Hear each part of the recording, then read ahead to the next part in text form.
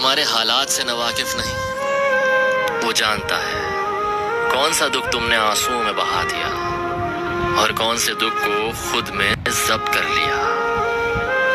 اس نے دیکھا ہے تمہارے دل کا ہزاروں ٹکڑوں میں ٹوٹ کر بکھر جانا، وہ بھولا نہیں ہے تمہارے اذیت ناک طویل سجدوں کی کیفیت کو۔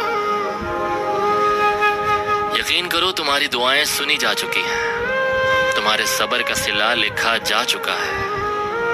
اب تمہیں تمہارے یقین کے معجزے دکھائے جائیں گے تاکہ تم جان سکو کہ مخلص دل اختتام میں ہمیشہ جیت جاتا ہے، اور تقدیریں اللہ کے ایک اشارے پر بدل جایا کرتی ہیں۔ اگر میرا ضمیر اور نیت صاف ہے تو مجھے اس بات سے کوئی فرق نہیں پڑتا کہ کوئی مجھے اچھا کہے یا برا۔ میں اپنی نیت اور شریعت کے اصولوں پر جاتی جاؤں گی، دوسروں کی سوچ پر نہیں۔